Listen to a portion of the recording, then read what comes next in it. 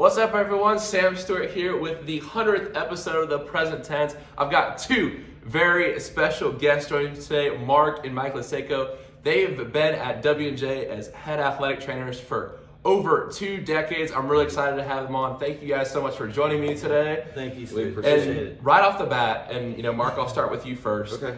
What is your most favorite thing about being an athletic trainer?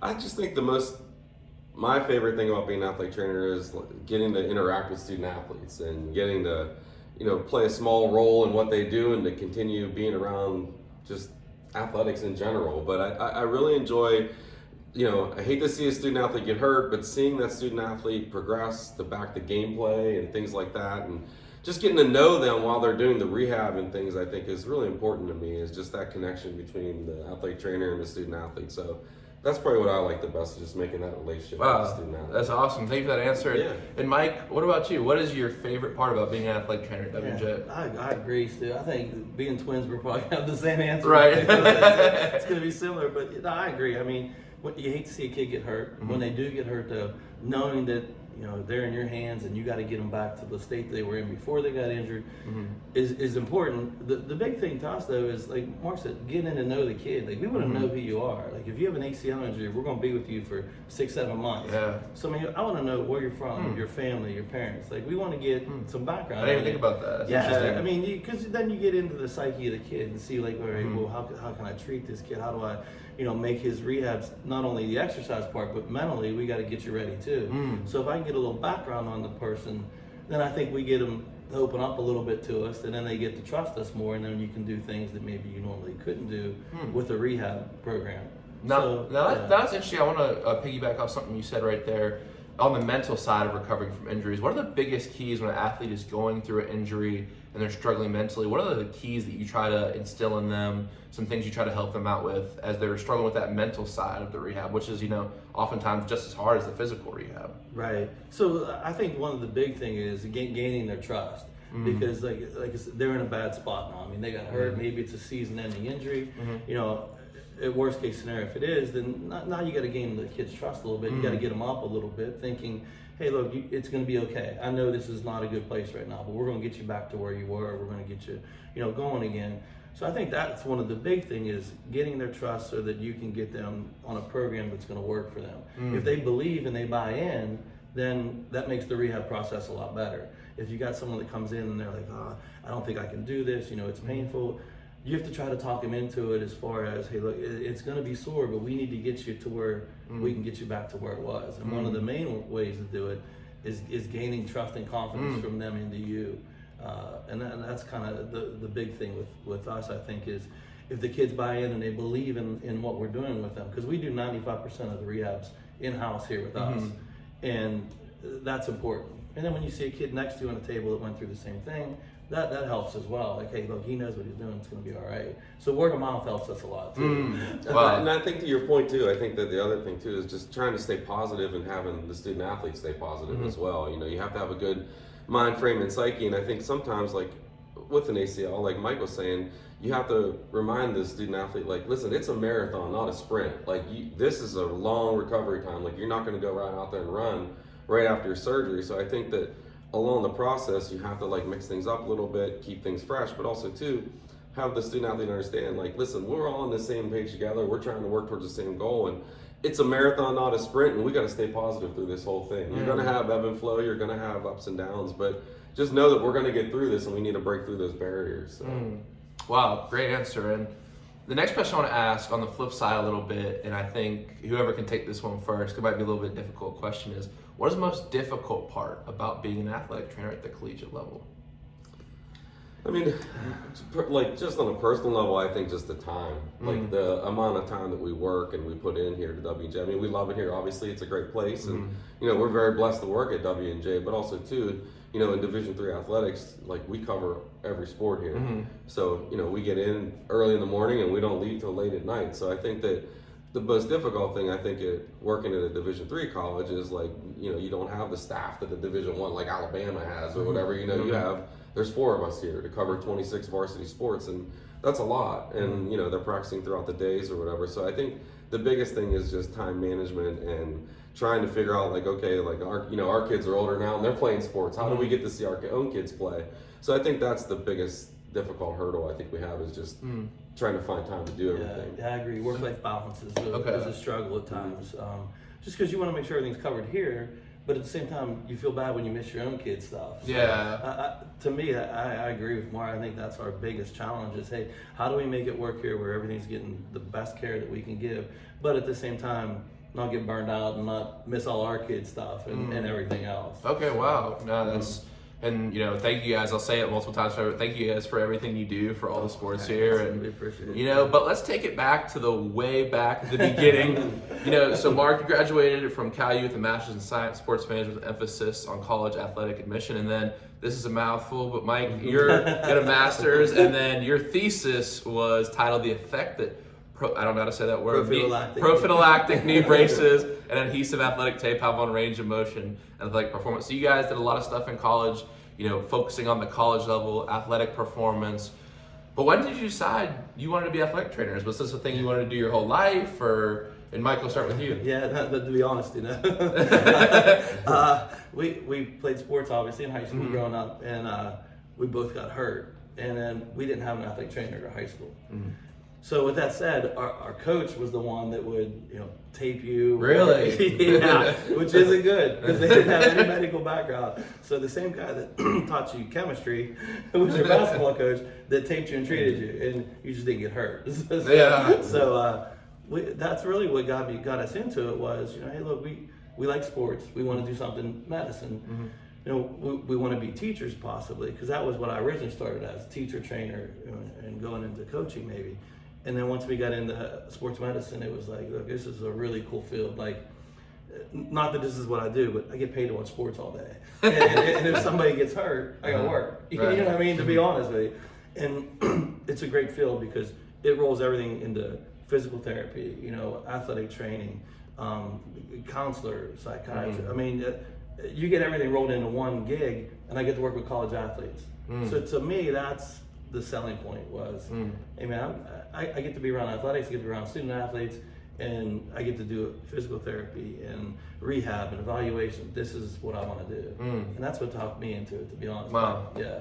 I think a lot of people probably who listen to this, if you don't understand also like what you've been saying about how you're kind of a psychologist, you're kind of a mentor, a positive force for someone who's, when you're hurt as an athlete, what you love is being taken away from you. So to be a step during that is a big key. And Mark, do you have anything to add about your journey as an athletic trainer and why you wanted to enter this field? Yeah, I mean, it's basically the same route as Mike, like he said, like from our high school times. And then once we started getting involved, I actually started off, I was hoping to maybe be like a phys ed health teacher or something like that. And then, as we kept going, athletic training became an up-and-coming field, like whenever we were in college. And so we went to California University of Pennsylvania, which at the time was one of the best in the country. So when we got there and started doing sports medicine classes, like Mike said, it just kind of took over because you meet a lot of people, you get to travel, there's a lot of other perks that are involved in the field of athletic training. And we just thought it was cool. And once we started going, it was like, you know what, why not? And then they get to watch sports every day, and like Mike said, and now to be at a college like Washington Jefferson is really, we're very fortunate. I mean, we grew up around here, like after graduation, this was like our dream job. Like we really wanted this really bad because we only grew up a half hour from here. So when we were in high school, we came to basketball camps here with Coach Eunice. So, for us to work here and then follow the footsteps of, Jack Ray, who's in the Hall of Fame, it's really cool. So, no, I just think things just started progressing, and also too to be able to work together is pretty cool. Yeah, so, no, that's awesome. And guys, I want to dive into a couple deeper questions now. We gotta get a little deep on the present tense, but if you could go back 25 years ago and you could sit at that front door and see that guy 25 years ago when he walked in, what advice would you give him on his first day? And Mark, I'll start with you. Oh man, that's a great question. Thank you. Thank you. Thanks a lot. I think probably the one thing would just be to, just keep focus on things and keep focus, like the work-life balance thing is what I would say. Like, don't sweat the little things.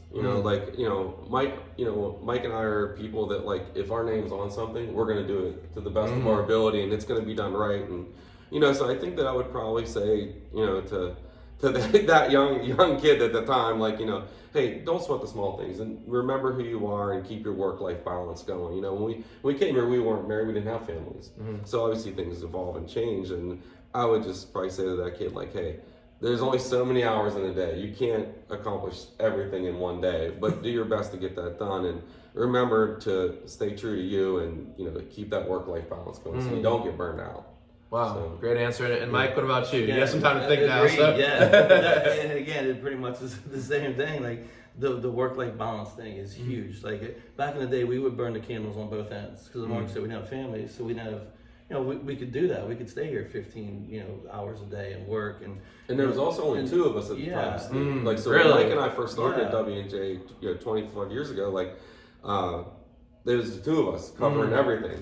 And then, wow. So and granted, on campus, a lot of things were off campus. So you had to drive places. Wow. Yeah, so it was very different. Like when we first started here, and a little overwhelming to be quite honest. Yeah. But I think you just kind of figure it out, and you go as can. And like I said, when you're in this thing together, and your names are on it, you're going to do whatever it takes to get it done right, and it's going to be done. And no matter if it takes 8 hours or it takes 21 hours, like you're going to do whatever it takes to get it done right. And I think that's how Mike and I both came into this thing. And I mean, there were times where we were jumping around, driving like crazy. Who's covering what? Like who's going where or whatever. But we made it work. And I'm glad that we did because it paid off. Yeah, like being true to yourself is the big thing. Don't be something you're not. If you can't do it, our biggest thing is to say no to people. We just can't say no to anybody. And I think that was a big downfall for us back when we were younger. Was we just said, yeah, we'll do it. Yeah, we'll do it. And we didn't realize like.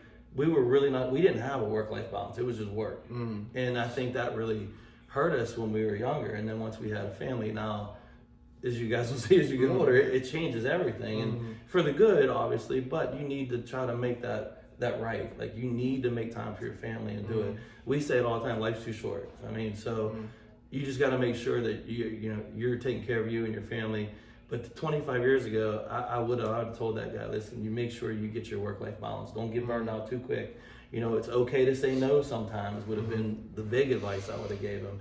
But be genuine, be who you are. Don't try to be somebody you're not. Wow. People read through that, and then we talked about confidence in you earlier and trust. You'll lose that right away. People read through it, especially you WJ kids. You're smart. So Thank you. You kids are smart. So just be who you are. And I think that goes a long way with everything. Yeah, and I think that is a big key in life. And I also like the line, if your name was on something, do it to the best you can. I never thought about it like that before. Oh, absolutely. Wow, that's a really good mindset to embody. And my next question is one that we recently added to the present tense, and I think it's going to be a staple now. And it's also a little bit of a deep one. But what is something in your life that you are proud of accomplishing?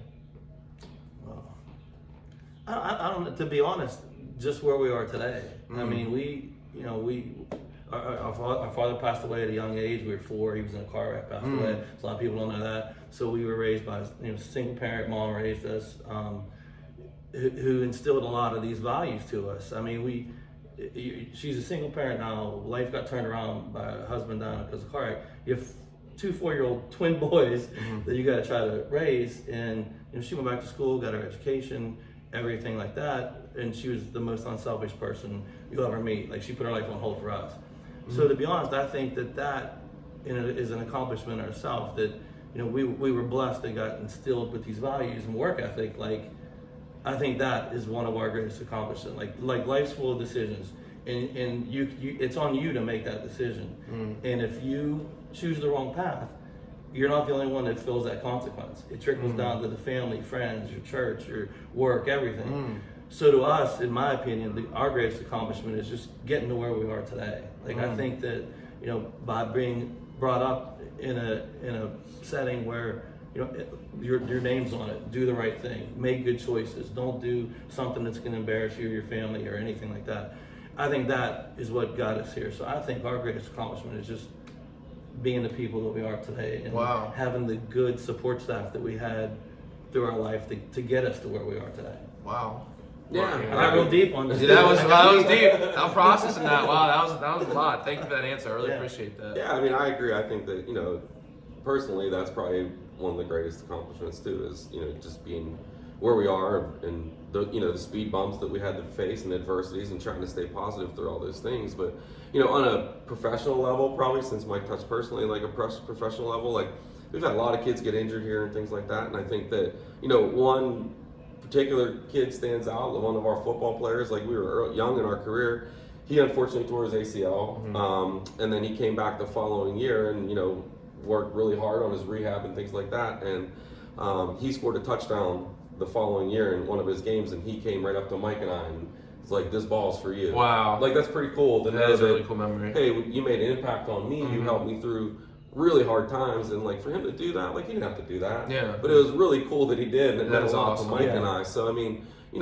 that's just one of the many instances I think that occur, through W&J and through. But it just speaks to volumes of the type of kid that's a W&J too. You guys are all just good young men and women. I mean, you're always nice and polite. You guys are the best. Like, it's not like that everywhere you go. So we're really blessed to be where we are and to work with the people we work with, support staff and young student athletes. So I think professionally on that level, like just seeing the kid who gets hurt and then progresses to where it is and realizes like, hey, I didn't do this by myself. Like, I had help, So, and that's how Mike and I try to live too. Like we didn't get where we are by ourselves. Like we worked hard to get where we're at, but we also we had great support staff helping us and support us and giving us confidence and support throughout the way. So now you're trying to pass it on to the people you're helping. Right. That's interesting. Right. Yeah, and I think sometimes I think we forget that like when people help us, it's almost like I feel like it's like an obligation we have to pass on to other people too. You know what I mean? Right. Wow, that's powerful stuff. And my next question for y'all, and I always ask this to coaches who come on my show, but I think it's really interesting from someone like a perspective of Scott McGinnis or Aaron or you guys who might not be a coach but is really involved with the athletes, is what is the biggest advice you could give to freshman athletes at W&J as they start their athletic career here? I mean, for me, I really think, like, and I talk about this, when we have recruit days or whatever, I talk about this with not only the prospective students, but with the parents, is like time management. Like that's, as a freshman, you were a freshman. I mean, I think time management is just huge. You go from living this structured life in high school and you come here and it's like, well, I don't have class till 10, so I'm going to sleep till 9:45 and then I'm going to rush to class and then have another break, so I'm going to take a nap. Well, so I think instead of taking that nap between your 10 o'clock and 1 o'clock, maybe we study or, or you go and do whatever, or work out. But so I think the biggest thing for a freshman is like just time management, especially as a student athlete, because as you all know, I mean, you're not the typical student. You're going to classes doing whatever, but then you have lift, conditioning, you have practice, meetings, study hall. Like there's so many other things that are going on in a student athlete's life. So I think time management is the biggest thing I would tell a freshman. Yeah, that was a great piece of advice. I tell you that yes, that is a lesson you do have to learn. Right. But I think people learn it at some point. But yeah, it's definitely a good thing to know when you start. Right. Mike, what about you? Yeah, I agree. Time management's huge for the young kids. They get this sense of freedom now because in school you're structured from 7:30 a.m. until 3 p.m. with classes, and you're always on a schedule. Here, you set your own schedule. If you want a noon class and you sleep till 11:30, then you can set it up. But time management's huge. How you handle yourself in your free time is important. The other thing is, I think I would tell freshmen right now, accountability. There's a lot of kids that think that they're here and they don't need to go to class, or hey, look, I don't have to go to practice today, or hey, hold yourself accountable. Like we'll harp on it. Like if your name's on it, then do the best you can, because why wouldn't you? So I think accountability is a big thing that these young kids need to realize is hold yourself accountable, go to class, go to practice, go to study hall. I mean, you're here to get a good education, a good experience. Make the most of it. Hold yourself accountable and take pride in what you do. So I think that would be my advice. That's good stuff. My next question is, what is one word you would use to describe yourself? Oh. Mm-hmm. I'll tell you what, and this isn't being, I've thought of this, because I'll tell you what, and this wants to go ahead, Steve. I asked this in an interview a lot to some of the young kids that come in for interviews for coaching staff. And this isn't meant in a way to sound conceited or but best. And the reason I say that is I want to be the best. So I want to be the best athletic trainer. I want to be the best friend. I want to be the best dad. I want to be the best whatever. So to me, I'm not describing myself as the best. I'm describing myself as the goal that I want to be the best. So again, it comes to accountability and putting my name on it. I want to be the best teacher that I can be here. I want to be the best physical therapist. I want to be the best athlete trainer. To me, I don't see it as describing myself. I see what you mean. I see it as a goal that I want to have. So that's the thing that I would say. I want to be the best, and that's the one word that I would use to describe where I want to be. Because obviously I'm not. Mark is. He'll tell you. I wasn't going to say it, Stu, but yeah, everybody knows it. So what would your word be?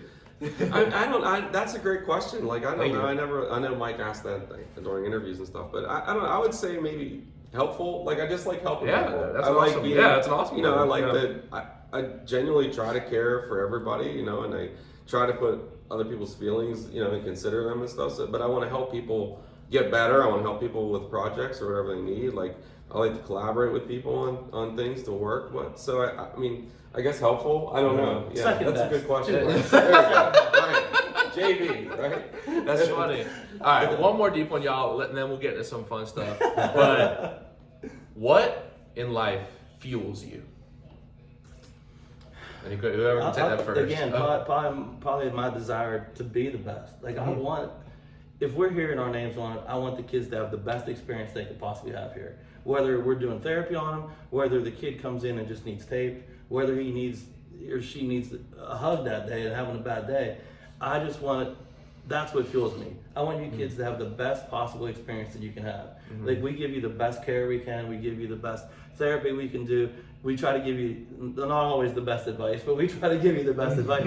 That's what fuels me. Is I want you kids to grow up to be successful in life, but successful in the personal level as well. Like we want to try to help you guys make the right decisions, choose the right paths, learn from our mistakes and what we've seen in the past. But that's what fuels me is I want to make it the best possible experience at W&J for all the kids that we encounter, and we see a lot of kids. And Mark, what about you? Yeah, I mean, I think, you know, it's kind of along those lines, but I think what fuels me is just like, I just want people to say I want the Lesako name to be known as like, wow, they were good guys. They're good people. They care, you know, and in our families, like we want our kids to be good kids, and we want them to grow up and be like, wow, those Lesakos they're good people, you know.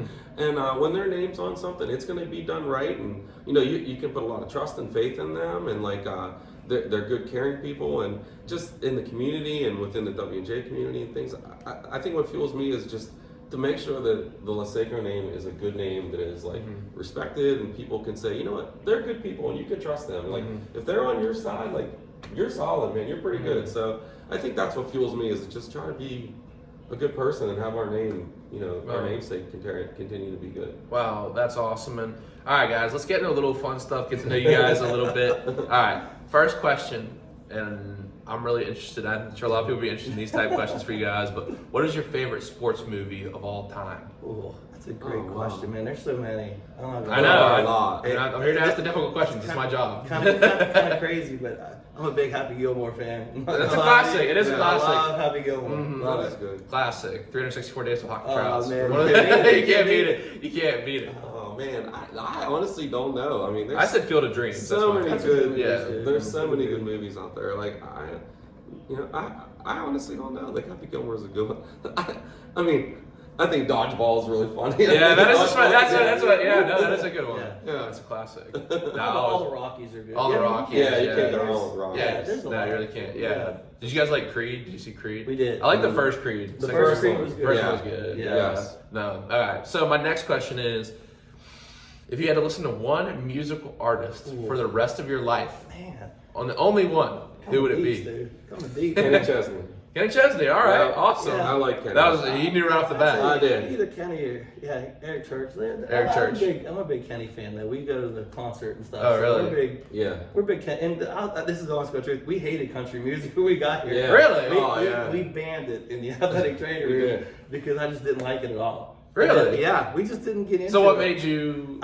The kids all listened to it. Really? So we didn't like it. Like we listened to rap and other stuff like that. Really? So it was crazy the change in the formation that we made into it. The kids all listened to country and we're like, all right, we might as well cave in and let them do it. All right. We did. So now you guys are into it. Oh, we love it. Big Kenny fan. Big Kenny. Really? Yeah. That's awesome. All right. Now my next question for y'all is, if you had a free Saturday with no plans no commitments, and money wasn't a problem, I would be giving y'all how much money you needed for these adventures. What would you be doing with this free time? Because I know you guys don't have that a lot. No, we don't. I mean, honestly, it wouldn't really matter. We would just be with our families. Yeah, Absolutely. and that would be the biggest thing. I wouldn't care where we went, what we did, whatever, but just getting to hang out with our families, I think, would be the biggest thing. Where there was no time restraints. No, I got to get to this practice. I don't have to get to this game. Like treatment, whatever, and that's what we would. I mean, I hate to answer for Mike, but I knew that'd be his answer too. I mean, just to get to hang out. I'm cool just sitting in our basement watching football with my that's a dope day. wife and kids, and just watching TV. Like I'm good with it. Anything with the family is that would be cool. No, that's awesome. And my next question for y'all is, what has it been like getting to work with your brother? I feel like that is not a thing that many people experience. I don't know if me and my brother could work together without fighting a lot. Well, but we said the same thing. When we first got hired, the athletic director at the time, John Lockhart, he actually said, "Do you think you guys can get along?" And I was like, I mean, there might be a time or two where we push the coffee table all the way. Get alongs in quotes. Get alongs in quotes. But for the most part, we're gonna get along. And again, it goes back to like, it's cool. It's cool you get to work together. I mean, not many people get to work with their twin brother, which is really cool. Second, it's going to get done right because your name's on it. We share the same last name, and you're twins. And half of the people here can't tell us apart. Some people think there's only one of us. And really? We're around. Are you serious? Oh yeah, absolutely. So and that's why everybody just calls us sick because sometimes they can't tell the difference. Which is perfect. It's perfectly fine. All right, we love We've it. been called a lot worse than safe. He has. But I think that just getting to work together, you get to work with your best friend. You know things are gonna get done right. One of the other big things too is like we get to see our families grow up. I get to watch Mike's boys play sports. He gets to watch Izzy and Ethan play their sports. And our wives get along great. Like everything, like it's just really good to get to work together and stuff, and it's special. It is. It makes it fun. Like not like you said, not everyone gets along with their siblings. What I mean? And we have our spats, trust me. Well, I feel like you're getting along, but like also, like I think me and my brother can hang out, but I don't know if we could actually like work together. You know what I mean? Like that work, like not only because you guys are family, but you guys are like in business together as well. Right. Yeah, when your names aren't there, things change a lot. You know what I mean? So it is. It makes a big difference, but it's been cool. Like we've had our spats, obviously. I mean, we've closed the door. You can get away with a lot of stuff and saying a lot of stuff and not get called to HR when it's fair. That's true. You can get away with a lot of stuff. That is true. But it's amazing. Like every day when you go to work, you're gonna see your brother there and your best friend, and you get to work and you have the same common goals. And we got a great staff. I mean, our staff's really good. Our athletic department's really good. It's fun, but knowing that you got your best friend next to you, just around the corners, it makes it cool. That's awesome. Yeah. And I have one more question before we kind of head to our final question for the day. And it is, if you had to say one trait of a successful athlete, what trait would that athlete embody? Probably work ethic. I'm talking. My biggest pet peeve is laziness. I can't stand laziness. Yeah, I can see that. You guys would. Because we put in all these hours. Right. And how people say, "Oh man, I gotta go to work for 8 hours today." Really, man? Because my day's halfway done, man. So, I would say work ethic. If you put in the time, and I tell my kids this all the time. Well, you're on that couch playing Xbox or PlayStation right now. There's a kid doing push-ups and sit-ups, or out shooting hoops, or kicking a soccer ball. There's someone out working you right now. So that's fine if that's what you want to be, but work ethic is big. You got to have that want and desire. No one else is going to give it to you. So if you want something, you got to go get it. So I would say work ethic to me would be the biggest thing that I think someone needs to have. If you got a will, then there's a way. I agree. I think work ethic would be the biggest one. Just to have something different. I think confidence. Like I tell everybody, there's a difference between confidence and arrogance. Confidence is you know that you can do it. You just got to get it done. You have to have confidence in everything you do. Arrogance is telling everybody, "Oh, I can do that. I can do it better than them." Like there's no room for arrogance in a place like this. Like be confident in what you do and strive to be that best. You have to have that desire, that want to be the best. You're just not born with that. You got to want it. So, I think that if you have confidence in what you do and you can keep doing the things and learning and mastering your skill, like you're going to gain that confidence more and more every day. But you have to have that want and desire to do those things. So, I would say like confidence and the want and desire to do it. All right, cool. That's great stuff, and I hope everyone at home is really learning from this interview. And my last kind of big question for the day is something we've already touched on a little bit, but we'll wrap up with this today.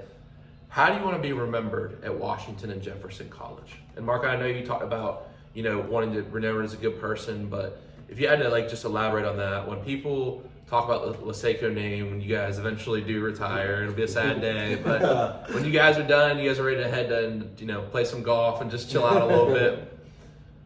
What do you want the people to say about the Lesakos? Yeah, I just think that, I want people to say, hey, those guys cared like they did. Mm-hmm. They cared. They put a lot of time and effort into things, and they really, truly cared. We try to treat every kid the same. We try to treat every student athlete like they're our own, son or daughter. Yeah. Mm-hmm. And that's what I would hope that people would say is they really, really did treat all of us like their own kids, and they had true, genuine compassion and care for everything that we did, and and they supported us. No one cheers louder than us. Nobody reads red and black like we do. So even our kids go to school. We're at WJ, and they think this is the greatest place in the world. So I think that for us, I think to be known as people that cared and truly, genuinely cared would mean a lot to me.